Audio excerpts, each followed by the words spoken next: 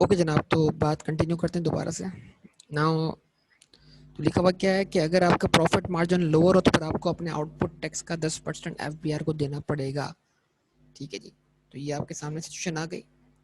अब लिखा हुआ क्या है, बड़ी सिंपल सी बात है। Input tax disallowed due to this restriction shall be carried forward to the next period and shall be treated as input tax of that period। ये इंपॉर्टेंट बात है। मतलब जो इनपुट टैक्स इस रिस्ट्रिक्शन की वजह से डिसअलाउ हुआ है वो अगले टैक्स पीरियड में क्या होगा, यानी अगले मंथ में क्या होगा, कैरी फॉरवर्ड होगा और उसको अगले मंथ का इनपुट टैक्स माना जाएगा। तो यहाँ पर अब बहुत स्टूडेंट जो हैं वो कंफ्यूज रहते हैं क्योंकि वो कॉन्सेप्ट मिक्स कर देते हैं। देखिए बेटा, 180 दिन की जो रिस्ट्रिक्शन थी ना, ये किसी भी इनवॉइस को आप सेटल करें एक तो 180 दिन में, या इससे पहले आपने ये पढ़ा कि किसी भी इनवॉइस को आप 6 कंसेक्यूटिव टैक्स पीरियड के अंदर रहते हुए क्या कर सकते हो, उसका इनपुट टैक्स क्लेम कर सकते हो। ये तीन अलग बात है। पहली बात समझिएगा यहाँ पे रुककर कि आप एक इनवॉइस आपने बतौर इनपुट टैक्स डिक्लेयर ही नहीं की, यानी उस पर आपने इनपुट टैक्स क्लेम ही नहीं किया। तो अगर एक इनवॉइस को आपने डिक्लेयर ही नहीं किया या आपने उस पर इनपुट टैक्स क्लेम ही नहीं किया तो फिर उस इनवॉइस को आप आने वाले 6 कंसेक्यूटिव टैक्स पीरियड तक क्लेम कर सकते हो। ये अलग मसला है। इनपुट टैक्स कैरी फॉरवर्ड जब होता है जब आपने इनपुट टैक्स क्या किया हो, क्लेम किया हो। कि आपने इनपुट टैक्स क्लेम किया, आपने इनवॉइस डिक्लेयर की और इनवॉइस डिक्लेयर करने के बाद आपको इनपुट टैक्स ज्यादा था किसके मुकाबले में, आउटपुट टैक्स के। तो अब क्या हो गया, या आपका इनपुट टैक्स 90% रिस्ट्रिक्शन की वजह से क्लेम नहीं हो सका, तो अब उस इनपुट टैक्स को कैरी फॉरवर्ड करो और वो ऐसा समझा जाएगा जनाब कि वो उसी मंथ का इनपुट टैक्स है जिस मंथ में वो क्या हो रहा है, कैरी फॉरवर्ड हो रहा है। यानी जनवरी का अगर इनपुट टैक्स रिस्ट्रिक्शन की वजह से या आउटपुट टैक्स के कम होने की वजह से क्या हो रहा है, क्लेम नहीं हो पा रहा, तो फिर उसको फरवरी में कैरी फॉरवर्ड कर दो। अब वो जनवरी का इनपुट टैक्स नहीं है, समझोगे, वो फरवरी का इनपुट टैक्स है। मतलब इस कैरी फॉरवर्ड के ऊपर कोई लिमिट नहीं। जो इनपुट टैक्स आप एडजस्ट नहीं कर पा रहे उसको आप कैरी फॉरवर्ड कर सकते हैं, कोई इशू नहीं। तो इस चीज को जरूर रखिए। देखिए जो रिस्ट्रिक्शन पीछे आई हैं उनको मिक्स मत कीजिएगा प्लीज। एक इनवॉइस जिस जिस मंथ की थी उस मंथ में उस मंथ का रिटर्न फाइल करते हुए उसका इनपुट टैक्स क्लेम कर लें, आने वाले 6 कंसेक्यूटिव टैक्स पीरियड के अंदर क्लेम कर लें। तो उस केस में वो इनवॉइस डिक्लेयर नहीं हुई थी। इनवॉइस डिक्लेयर होगी तो इनपुट टैक्स क्लेम होगा, इनपुट टैक्स क्लेम होगा तो इनपुट टैक्स क्या होगा, कैरी फॉरवर्ड होगा। बगैर इनवॉइस डिक्लेयर किए, बगैर इनपुट टैक्स क्लेम किए इनपुट टैक्स कैरी फॉरवर्ड नहीं हो सकता। तो दो अलग अलग बातें हैं। उन दो अलग अलग बातों को आप क्या करें, मिक्स ना करें। और फिर जिस इनवॉइस को डिक्लेयर करके आप इनपुट टैक्स क्लेम कर चुके हैं, अगर वो 180 दिन तक सेटल ना हो, उसको वो अनपेड रही हो, तो फिर उसका इनपुट टैक्स क्या होगा, आपको जो क्रेडिट मिला था वो रिवर्स हो जाएगा। ये तीसरी बात है। तो चीजों को मिक्स मत कीजिएगा, चीजों को क्लियर लेके चलिएगा। ठीक है। उसके बाद input tax on acquisition of fixed asset or capital goods if any is claimable in the same tax period and restriction of said 90% is not applicable in this case। Capital goods यानी plant and machinery पर अगर आप input tax claim कर रहे हैं जो कि production में काम आ रहा है किसकी, टैक्सेबल सप्लाई की, तो इसका इनपुट टैक्स आप बगैर किसी रिस्ट्रिक्शन के पूरा का पूरा क्लेम कर सकते हैं। इस चीज को ध्यान में रखिएगा, इस पर कोई पाबंदी नहीं है। यानी इसका मतलब यह है कि अगर इन केस आपके पास आउटपुट टैक्स हो तो फिर उस आउटपुट टैक्स के अगेंस्ट क्लेम करने के लिए आपके पास दो किस्म के इनपुट टैक्स हो सकते हैं। इनपुट टैक्स ऑन परचेजेस, इसके अलावा इलेक्ट्रिसिटी, इस तरह के इनपुट टैक्स, और input tax on machinery, plant, capital goods. तो इसका मतलब क्या है, इनको आप दो कैटेगरी बना लें। एक वो इनपुट टैक्स जिस पर 90% रिस्ट्रिक्शन अप्लाई होती है और एक वो इनपुट टैक्स है जिस पर कोई 90% रिस्ट्रिक्शन अप्लाई नहीं होती। तो इसका मतलब कि अगर अपने इनपुट टैक्स को आप क्लेम करने जा रहे हो आउटपुट टैक्स के अगेंस्ट, तो वो इनपुट टैक्स अगर परचेज ऑफ रॉ मटेरियल से बिलोंग करता है तो उसके ऊपर 90% रिस्ट्रिक्शन अप्लाई होगी। और वो इनपुट टैक्स अगर capital goods, plant and machinery जो कि आपने खरीदी है अपने बिजनेस में इस्तेमाल करने के लिए, उससे बिलोंग करता है तो फिर उसके ऊपर कोई 90% रिस्ट्रिक्शन अप्लाई नहीं होगी, पूरा इनपुट टैक्स आप क्लेम कर लेंगे। ये चीज ध्यान में रखिएगा।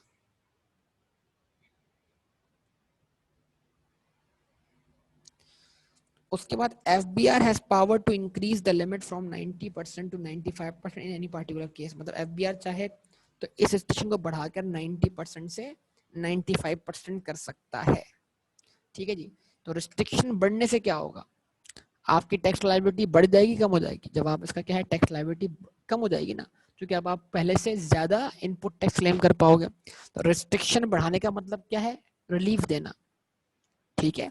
तो अगर आपको पहले इन आउटपुट टैक्स का 90% एडजस्ट करना अलाउ था, उससे अब आप एडजस्ट करना अलाउ नहीं था, और अब आपको आउटपुट टैक्स का 95% एडजस्ट करना अलाउ है, तो आपको कम से कम जो टैक्स देना पड़ रहा है एफबीआर को वो अपने आउटपुट टैक्स के 5% के बराबर, ठीक है। तो एफबीआर चाहे तो इस रिस्ट्रिक्शन को 90% से लेकर से बढ़ाकर 95% तक ले जाए, या इसके दरमियान में ये रखे। उसके बाद एक्सेप्शन है। एक्सेप्शन मतलब ये वो सिचुएशन है जहां पर रॉ मटेरियल की परचेजेस पर भी, या purchase of goods and services जो भी होंगी, या इलेक्ट्रिसिटी वगैरह जो भी होगी, उन पर ये रिस्ट्रिक्शन अप्लाई नहीं होगी। तो वो या तो कुछ लोग होंगे जिनके ऊपर रिस्ट्रिक्शन अप्लाई नहीं होती, या कुछ पार्टिकुलर केसेस होंगे जहां पर आपको 90% रिस्ट्रिक्शन यानी कंसीडर करने की जरूरत ही नहीं है। Number 1, this restriction of 90% is not applicable in the following cases, that is they can adjust input tax from output tax without any restriction. Person registered in electrical energy sector and gas distribution companies. यानी भाई ये electrical energy sector का मतलब क्या हुआ? ये हैस्को की बात हो रही है। तो अगर हैस्को अपने आउटपुट टैक्स में से इनपुट टैक्स एडजस्ट करेगा, के इलेक्ट्रिक अगर अपने आउटपुट टैक्स में से इनपुट टैक्स एडजस्ट करेगा, लेस्को, जेनको, फेस्को जो भी है वो अगर अपने आउटपुट टैक्स में से इनपुट टैक्स एडजस्ट करेगा तो उसके ऊपर कोई रिस्ट्रिक्शन एप्लीकेबल नहीं है। सुई साउदर्न गैस कंपनी अपने आउटपुट टैक्स में से इनपुट टैक्स अगर एडजस्ट करेगी तो उस पर कोई रिस्ट्रिक्शन, मतलब जितने भी लोग इलेक्ट्रिकल एनर्जी सेक्टर और गैस डिस्ट्रीब्यूशन कंपनीज के तौर पर रजिस्टर्ड हैं उनके ऊपर 90% रिस्ट्रिक्शन अप्लाई नहीं होगी। तो ये स्पेसिफिकली उनकी बात हो रही है।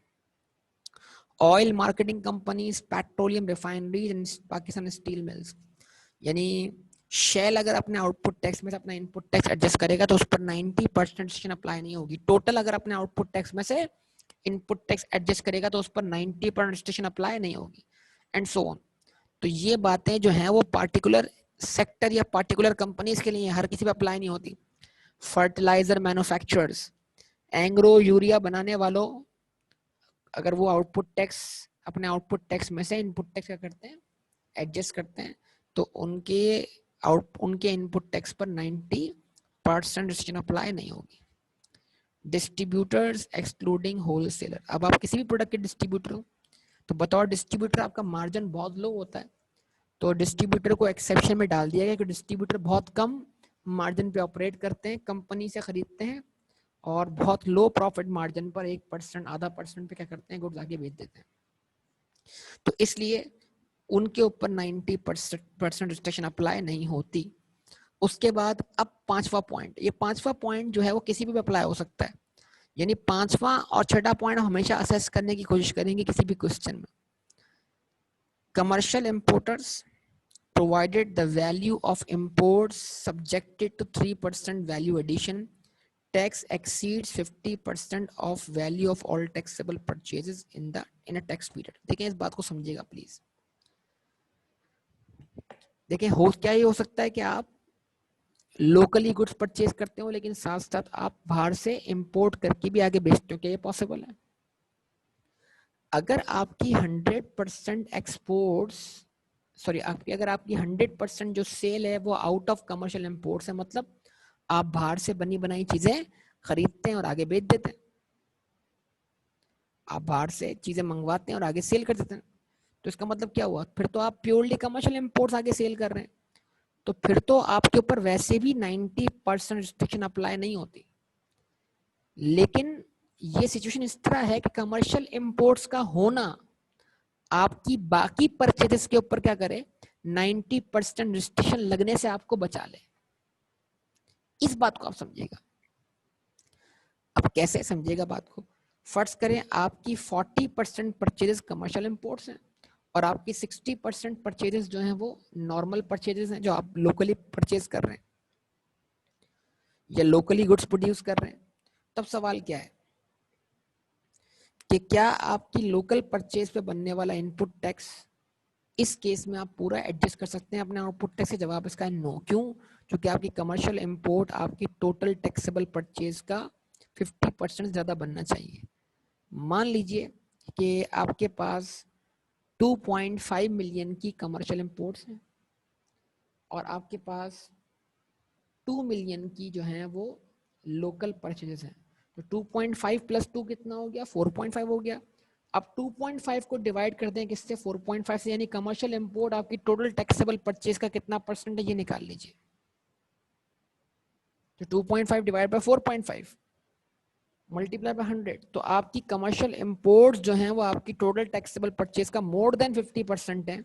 लिहाजा कमर्शियल इंपोर्ट्स के होने ने आपकी बाकी लोकल परचेजेस पर 90% रिस्ट्रिक्शन लगने से आपको बचा लिया। कॉन्सेप्ट ये है कि क्या कमर्शियल इंपोर्ट का होना बाकी परचेजेस के ऊपर या बाकी परचेजेस के इनपुट टैक्स पर आपको 90% रिस्ट्रिक्शन लगने से बचा लेगा। जवाब इसका यस है कि अगर आपकी कमर्शियल इंपोर्ट्स आपकी बाकी टोटल टैक्सेबल परचेजेस का, यानी आपकी टोटल टैक्सेबल परचेज का 50% या उससे क्या हो, 50% से क्या हो, ज्यादा हो।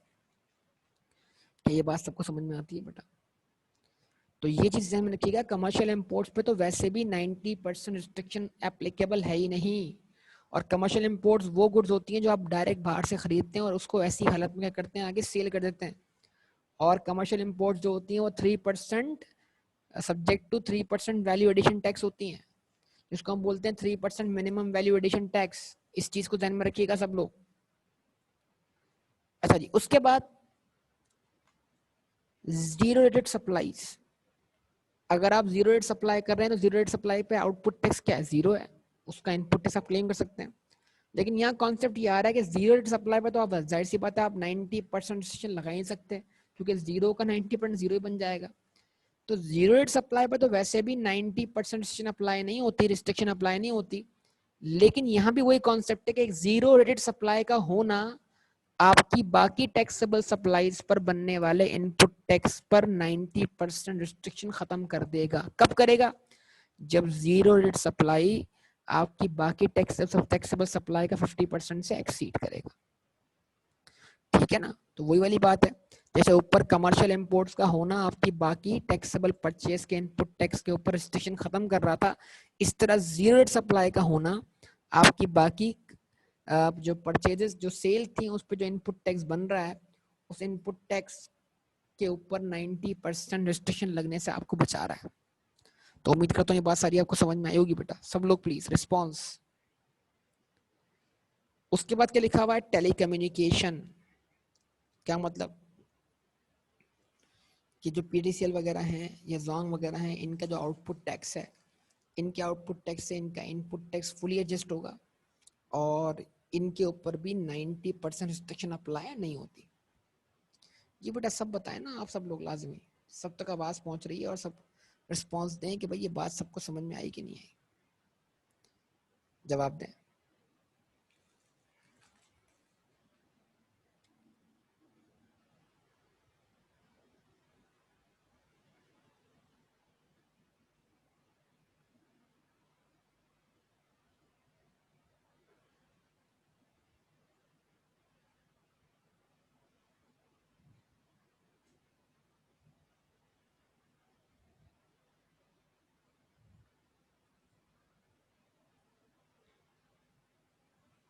जी सारी बातें हमने कर ली बेटा। अब इसके अलावा क्या लिखा हुआ है? एक नोट लिखा हुआ है, वो नोट क्या है उसको पढ़ लें, उस नोट को।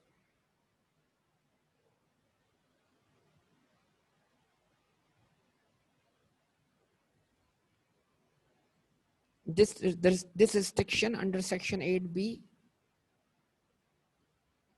is not applicable in case of zero rate supply and commercial imports। मतलब अगर अकेले आपके पास कमर्शियल इंपोर्ट्स हो और जीरो रेट सप्लाई, उन पे तो रिस्ट्रिक्शन अप्लाई नहीं होती।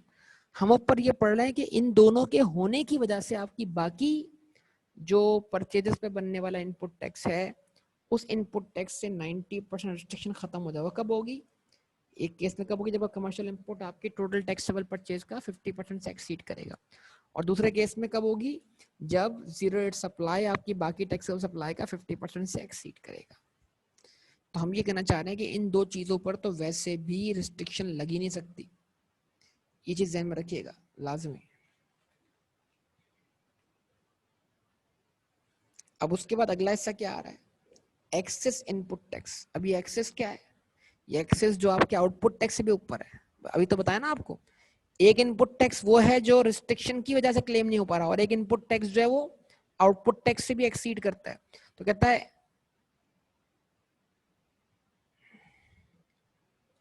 Input tax disallowed due to restriction under section 8B, वो इनपुट टैक्स जो अंडर सेक्शन 8B रिस्ट्रिक्शन की वजह से आप क्लेम नहीं कर पा रहे, और एक्सेस इनपुट टैक्स मतलब जो आउटपुट टैक्स से भी अबव है। तो जो मैंने एग्जांपल दी उसमें 10,000 और 20,000, 10,000 रिस्ट्रिक्शन की वजह से था और 20,000 एक्सेस था। Where the said restriction is not applicable may be carried forward to the next tax period and treated as input tax of that period। ठीक है जी। तो आप क्या कर सकते हैं कि जो एक्सेस इनपुट टैक्स है उसको, और जो रिस्ट्रिक्शन की वजह से इनपुट टैक्स अराइज हो रहा है, इन दोनों को आप नेक्स्ट पीरियड में कैरी फॉरवर्ड कर सकते हैं। ठीक है ना, तो ये तमाम बातें आपके सामने है। उसके बाद नोट क्या है, refund of zero rate item including exports में be claim at the time of filing of return and need not to be carry forward. तो जो जीरो रेट सप्लाई का इनपुट टैक्स है उसका आप रिफंड क्लेम करेंगे, उसको आपको कैरी फॉरवर्ड करने की जरूरत नहीं होती। तो ये कुछ बुनियादी बातें यहाँ पर आपसे डिस्कस हुई हैं। अब यानी तकरीबन हम इस पोजीशन में आ चुके हैं कि हम एग्जामिनेशन के क्वेश्चन क्या कर सकें, सॉल्व कर सकें। बस कुछ चीज़ें अभी इसमें पढ़ना बाकी हैं, ऐड करना बाकी है, तो इंशाल्लाह बाकी जल्द कोशिश होगी कि हम समझ लें नेक्स्ट क्लास में, या उससे नेक्स्ट क्लास में हम पास पेपर के क्वेश्चन इसके सिलटेक्स के शुरू कर देंगे। ठीक है बेटा, तो उसको यहाँ पर फिलहाल स्टॉप करता हूँ, फिर इंशाल्लाह इसको कंटिन्यू करेंगे।